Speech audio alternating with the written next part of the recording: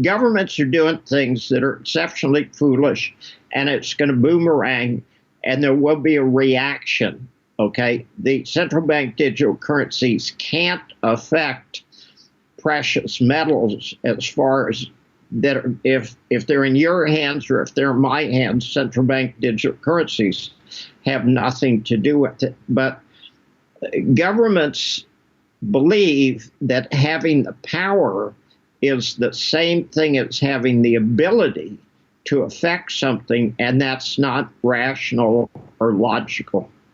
The rise of stablecoins and unbacked cryptocurrencies has started to undermine the effectiveness of central bank policies in several countries and increase threats of money laundering and financing illegal activities. For these reasons, more than 150 countries have flirted with introducing a central bank digital currency, with a marked rush in Asian emerging markets to introduce concept notes and pilots. According to Bob Moriarty, CBDCs, or digital currencies issued by central banks, cannot directly impact precious metals like gold and silver when held by individuals. However, he criticizes governments for conflating having power with having the ability to control and influence everything, which he views as irrational. The Royal Bank of Canada's RBC Wealth Management Division has released a new report on central bank digital currencies, CBDCs, saying that while it will take some time for digital fiat to become widespread, this outcome is inevitable. The bank noted that some CBDCs rely on blockchain technology for verification purposes. They said the main difference between a digital currency system and a physical one is how ownership records are maintained. Regarding the possibility of government confiscation of precious metals, Moriarty argues that it is no longer feasible in the modern era. In 1933, the government could undertake such an action because they had some knowledge of who possessed gold. However, he believes current confiscation would be impractical because governments lack the necessary information. Instead, he suggests that governments could make buying or selling gold illegal, likely driving gold trading into the black market. We will now bring you clips from Bob Moriarty's interview with Liberty and Finance. But before we do, if you want more videos like this, hit the subscribe button and turn on the notification bell for more updates. Thank you, and enjoy the video. Central bank digital currencies are an accident waiting to happen. It's the government saying, okay, we want to take total control of your life. Now, there's another question that I was going to interject this into.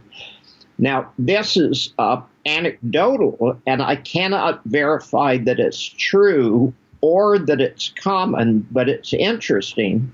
But someone sent me a video of a coin dealer whose bank had shut his accounts down because he was a coin dealer. And that could be a bass-ackwards way of the Treasury and the Federal Reserve of killing gold and silver, is to kill all the coin dealers. It would be very interesting if there's true. We are going to go into total chaos because if anybody watching this thinks the government knows what they're doing, the government is run by idiots. They are too lazy to work and they're too nervous to steal. And they screw every single thing up they do. The central bank digital currencies absolutely cannot work. Governments are trying to take over total control, and it's not going to work, and it's going to cause a lot of chaos in the interim. The government is trying to make moral decisions, not even moral decisions. They're trying to make political decisions about things the government shouldn't be making political decisions about. Now, Nigel Farage was not throwing bombs, okay? He wasn't some kind of nutcase. You could disagree with him politically, but to go in and remove him from the financial system, that's really an amazing thing to do. When they tried to do it, okay, and they're more successful across the board, people are literally going to be throwing firebombs at banks, okay? All revolutions are economic in nature, And if the banking system tries to shut you down by removing your access to the financial system, that's a great time to go out and get a quart bottle, fill it up with gasoline, throw some detergent in a rag, and go toss it at your bank and kind of vote on what you think about what they're doing. We're not very far away from either a civil war or revolution. There are things in play that are exceptionally dangerous, and the whole central bank digital currencies is a giant mistake. On the limitation, absolutely, and that could be what they're doing with shutting down coin dealers. Okay, if they started doing it with big companies like you, then it would be time to man the barricades. But as far as government confiscation is concerned, in 1933, they could do it because they had some idea of who had the gold. They have no idea who has the gold now. So they couldn't possibly be successful in a confiscation. What they could do is make it illegal to buy or sell gold. And if they do that, it'll just go into the black market. The 15th BRICS Summit has gone further than any other recently to modernize and galvanize the grouping. It has sent a strong signal that the post-World War II order should accept the multipolar reality and change with the times. Bob believes that before the meeting, many investors focus on the possibility of the BRICS announcing a gold-backed currency. However, he sees this as a distraction, describing it as a false flag thrown out to divert attention. He considers the BRICS meeting historically significant, marking one of the most substantial changes in the world order in 500 years. Moriarty argues that the BRICS alliance is a reaction to the actions of Western countries, particularly the United States. The U.S. has taken aggressive steps that include military interventions and sanctions against other nations, leading to a backlash from the international community. Moriarty stresses that the significance of the BRICS alliance might not be immediately apparent, but its consequences will unfold over the years. He believes that this alliance represents a significant challenge to the debt-based financial system of the West. Let's get back to the interview. I would guess prior to the meeting, what most investors thought was important was them announcing a gold currency, and I really didn't believe that was going to happen. I think that was some kind of false flag that was thrown out in front of people. But the BRICS meeting, it's going to go down in history as one of the most significant changes in 500 years. When they have the 11 members, they're going to control 80% of the world's energy and a greater percentage of the world's economy than the G20. And what's amazing to me, and I'm just staggered that people don't see this, is the West is becoming less of a factor every single day. We are doing so many things that are stupid. In hindsight, the West is destroying itself.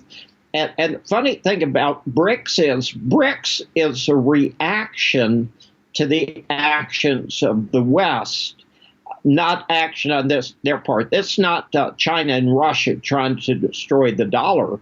This is the United States trying to destroy the dollar, and China and Russia and Saudi Arabia and South Africa and Brazil and Iran trying to protect themselves.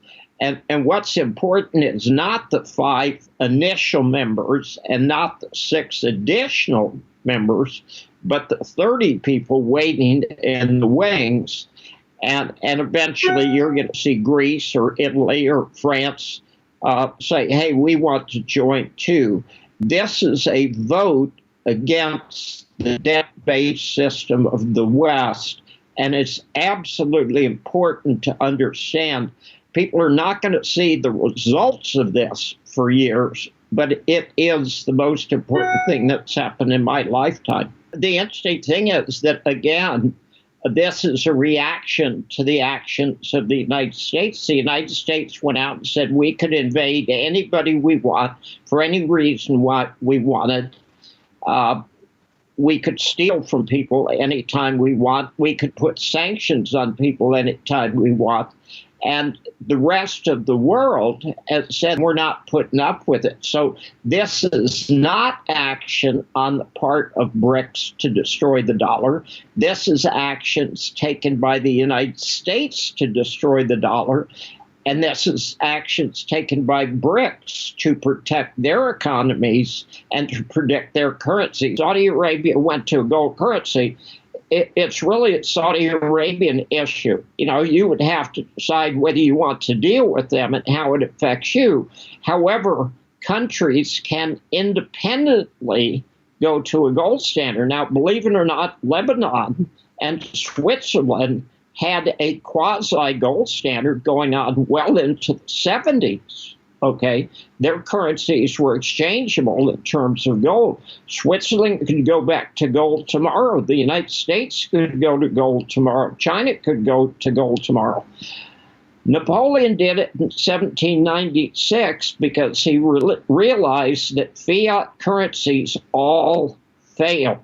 Now, when all the fiat currencies fail, and this includes Saudi Arabia and Russia and China and India and South Africa and Brazil, somebody's going to say, well, you know, we need to come up with something that's worked in the past. And, of course, the only answer to that is gold. But if you go to a gold standard, what metal do you need the most of? Silver. According to a survey by the Bank of International Settlements, 93% of central banks worldwide are investigating CBDCs. They have the potential to streamline cross-border transactions, reducing the time and costs associated with currency conversion and international transfers. What's the future of CBDCs, and how should governments address potential misuse while safeguarding individual financial rights?